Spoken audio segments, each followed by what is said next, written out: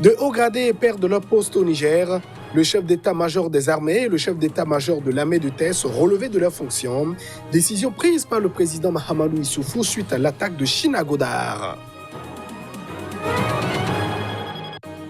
Les avocats de Guillaume Soro dénoncent la violation de ses droits. Ces conseils ont adressé une lettre au président Alassane Ouattara pour le lui faire savoir. Leur client est poursuivi pour tentative de déstabilisation de l'État ivoirien. Et puis, au Malawi, la Cour constitutionnelle examinera des recours en annulation de l'élection présidentielle de mai dernier. Le président de la juridiction vient d'être saisi d'une plainte pour tentative de corruption des juges de la Cour. Il vient de porter plainte. Et voilà pour le sommaire de cette édition. Merci de nous préférer pour vous informer. On parle pour ouvrir cette édition de ces mesures prises par le président nigérien Mahamadou Issoufou. Il vient d'opérer des changements au niveau du commandement de l'armée. Le chef d'état-major des armées et puis le chef d'état-major de l'armée de terre ont été relevés de leurs fonctions. C'est suite à l'attaque de Chine-Godard qui a fait 89 morts. Les autorités nigériennes ont revu à la hausse le bilan de l'attaque de Chine-Godard qui a eu lieu le 9 janvier. Le nombre de morts est passé de 25 soldats à 89.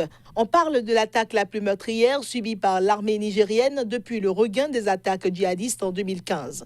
Elle est survenue un mois après celle d'Inat, dans la même région de Tillabéri, frontalière du Mali, qui avait coûté la vie à 111 soldats et traumatisé tout le pays. Lundi, les généraux Ahmed Mohamed et Sidikou Issa, respectivement chef d'état-major des armées et chef d'état-major de l'armée de terre, ont été relevés de leurs fonctions. La décision a été prise lors d'un conseil des ministres extraordinaire tenu avant le départ du président Mahamadou Issoufou pour le sommet de Pau qui réunit les pays du G5 Sahel et la France sur la lutte contre le djihadisme dans la zone. Le général de division Salifou Modi est nommé chef d'état-major des armées et le général de brigade Seydou Bagué est désormais chef d'état-major de l'armée de terre, selon un communiqué du Conseil des ministres lu à la radio publique. Le sommet de Pau doit renforcer la légitimité contestée des militaires français déployés sur la zone et mobiliser les alliés européens, mais aussi aborder la coordination entre les pays de la région et tenter de trouver une meilleure efficacité dans la lutte contre les groupes djihadistes.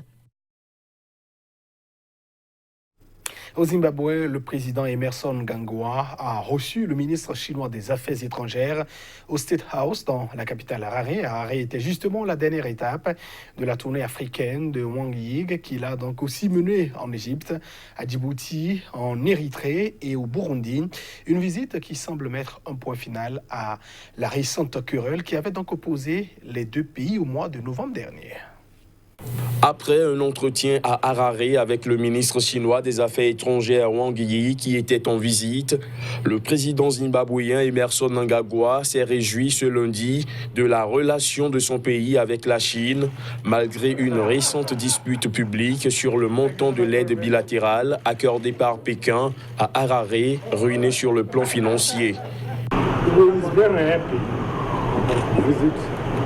Il est très heureux de cette visite et de l'occasion qui lui est donnée de passer en revue nos relations entre la République populaire de Chine et le Zimbabwe sur toutes les questions et il rentre chez lui satisfait de ce que nos relations reposent sur une base solide. L'étape zimbabwéenne était la dernière de la tournée africaine de Wang Yi, qu'il a menée également en Égypte, à Djibouti, en Érythrée et au Burundi. La veille, Wang Yi s'était engagé à renforcer la coopération avec le Zimbabwe lors d'un entretien avec son homologue zimbabwéen. Ces propos semblent mettre un point final à la querelle qui avait opposé les deux pays au mois de novembre dernier. Le gouvernement zimbabwéen avait alors estimé à 3,6 millions de dollars seulement l'aide bilatérale de Pékin entre janvier et septembre 2019, loin derrière celle des États-Unis. Froissé, Pékin avait reproché à Harare de sous-estimer ce chiffre, qu'il avait rectifié à 136,8 millions de dollars. La Chine est le premier partenaire commercial de l'Afrique. Au Zimbabwe, sa présence est particulièrement visible depuis les sanctions de l'Occident imposées pendant près de 20 ans. Haïti se souvient des victimes du terrible séisme qui a touché sa capitale. C'était le 12 janvier 2010. Plus de 200 000 personnes ont péri la vie dans cette catastrophe. 10 années après le drame, le pays peine toujours à se reconstruire et reste confronté à une instabilité politique. Dès les premières heures de la journée, les Haïtiens se sont rendus nombreux dans les églises pour participer aux messes célébrées en mémoire des disparus. En présence des membres du gouvernement, de hauts fonctionnaires et de diplomates étrangers, le président haïtien Jovenel Moïse a déposé une gerbe au mémorial du séisme érigé à l'extérieur de la capitale, sur le site où des milliers de victimes ont été enterrées dans des fosses communes. Cette première étape des commémorations officielles a été légèrement perturbée par une poignée de contestataires manifestant contre le pouvoir en place. Puis le chef de l'État a, dans un discours, appelé à l'unité dans un contexte de fortes tensions sociopolitiques en Haïti. Le 12 janvier 2010, nous étions ensemble, nous avons mangé ensemble, nous avons dormi ensemble, nous avons pleuré ensemble, nous avons prié ensemble, a dit le président. 10 ans après, Haïti offre malheureusement une autre image au monde. Où est donc passée cette solidarité, interroge celui dont l'opposition réclame la démission. Il y a 10 ans, les 35 secondes qu'a duré la secousse de magnitude 7 avaient transformé Port-au-Prince et les villes de Gressier, Léogane et Jacmel en champs de ruines, entraînant la mort de plus de 200 000 personnes et blessant 300 000 autres. Plus d'1,5 million d'Haïtiens s'étaient retrouvés sans abri, plaçant les autorités et la communauté internationale devant le colossal défi d'une reconstruction dans un pays sans cadastre ni code de la construction. Mais les attentes sont restées telles, la reconstruction du principal hôpital du pays n'est toujours pas achevée et le travail des organisations non gouvernementales reste indispensable pour pallier les carences de l'État. Les brouilles entre le président Alassane Ouattara et son ancien Premier ministre Guillaume Soro sont loin de se terminer. Les avocats de l'homme qui est donc poursuivi pour déstabilisation de l'État ivoirien ont adressé une note au président de la Côte d'Ivoire. Ils dénoncent la violation des droits de leur client Guillaume Soro. Ancien Premier ministre et président de l'Assemblée nationale, Guillaume Soro est notamment accusé par la justice ivoirienne d'avoir fomenté une insurrection civile et militaire pour s'emparer du pouvoir en Côte d'Ivoire. Mais le mis en cause nie les allégations contre sa personne. Fin décembre, après 6 mois à l'étranger, il a tenté de revenir en Côte d'Ivoire, mais son avion a fait demi-tour vers l'Europe. Pendant ce temps, une douzaine de ses partisans, dont des députés, étaient arrêtés à Abidjan.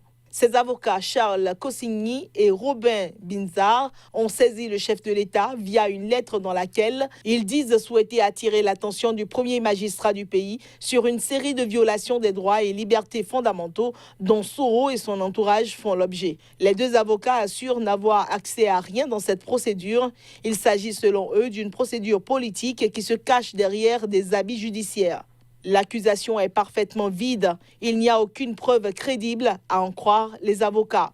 La défense demande la possibilité pour Guillaume Soro de se rendre en Côte d'Ivoire sans risquer d'être arrêté et la possibilité de se présenter à la présidentielle d'octobre 2020. Longtemps allié à Alassane Ouattara, Guillaume Soro s'est ensuite brouillé avec lui jusqu'à la rupture début 2019. Président! L'Algérie va élaborer un projet de loi criminalisant toute forme de racisme et les discours haineux, notamment sur les réseaux sociaux. Le nouveau président du pays, Abdelmadjid Tebboune, en a donc fait injonction à son Premier ministre, selon un communiqué de la présidence de la République diffusé, c'était en début de semaine, hier lundi. C'est sur les réseaux sociaux qu'est né le Hirak en Algérie. Ce mouvement de contestation populaire inédit et pacifique a forcé le président Abdelaziz Bouteflika à démissionner en avril après 20 ans à la tête de l'État. Ces derniers mois, les réseaux sociaux en Algérie sont devenus un terrain d'expression qui laisse libre cours à des propos extrémistes et ou grossiers sur fond de situations politiques tendues. L'initiative présidentielle intervient après avoir constaté une recrudescence du discours de la haine et de l'incitation à la discorde, selon le communiqué présidentiel. Cette loi, tant voulue par le président Abdelmadjid Tebboune, permettrait de faire face à ceux qui exploitent la liberté et le caractère pacifique du Hirak en brandissant des slogans portant atteinte à la cohésion nationale, souligne le texte. Près d'un an après le déclenchement de ce mouvement populaire de contestation du régime inédit, les opposants continuent d'exiger le démantèlement du système et le départ de ses représentants au pouvoir depuis l'indépendance du pays en 1962. Au Cameroun, on parle de cette reprise relative à la rentrée scolaire dans de nombreux établissements à Buea depuis ce lundi. Mais ce n'est pas encore la grande affluence, notamment dans plusieurs établissements du chef-lieu de la région du sud-ouest du pays. Reprise relative de la rentrée scolaire dans de nombreux établissements à Buea depuis une semaine. Mais ce n'est pas encore la grande affluence, notamment dans plusieurs établissements du chef-lieu de la région du sud-ouest du Cameroun. Malgré des dispositions sécuritaires prises par le gouvernement pour parer à toute éventualité, à Bamenda, région du nord-ouest du Cameroun, la ville morte orchestrée par les séparatistes a favorisé la timidité dès le premier jour de la rentrée des classes. Mais cela n'a pas freiné la détermination de quelques élèves et enseignants. Les autorités locales ont salué la résilience des élèves et enseignants présents dès le premier jour des classes. La rentrée scolaire a effectivement eu lieu. Tous les enseignants étaient présents, ainsi que des élèves. Et le travail a bien commencé. Après avoir distribué des kits scolaires et matériel didactique en guise d'encouragement, les autorités locales ont exhorté les parents à accompagner, si possible, leurs enfants sur le chemin de l'école. Cette rentrée, déjà annoncée pour le mois de septembre 2019, n'a pu avoir lieu dans les régions anglophones du Cameroun. Les régions du nord-ouest et du sud-ouest sont le théâtre d'un intense conflit depuis 2 ans qui oppose les forces armées camerounaises à des séparatistes anglophones militant pour la création d'un État indépendant. Au Malawi, la Cour constitutionnelle examinera des recours en annulation de l'élection présidentielle de mai dernier. Plusieurs juges de la haute juridiction en charge du dossier ont fait l'objet de tentatives de corruption. Le président de l'institution, qui a déploré la situation, a porté plainte. Le chef du bureau indépendant chargé de la lutte contre la corruption a confirmé lundi avoir reçu une plainte de la part du chef de la Cour constitutionnelle. En effet, les recours en annulation de la présidentielle dernière ont du plomb dans l'aile. Des pots de vin et autres actes de corruption constituent les goulots d'étranglement. La plus haute institution judiciaire malawite doit rendre d'ici à la fin du mois un arrêt très attendu sur le contentieux électoral.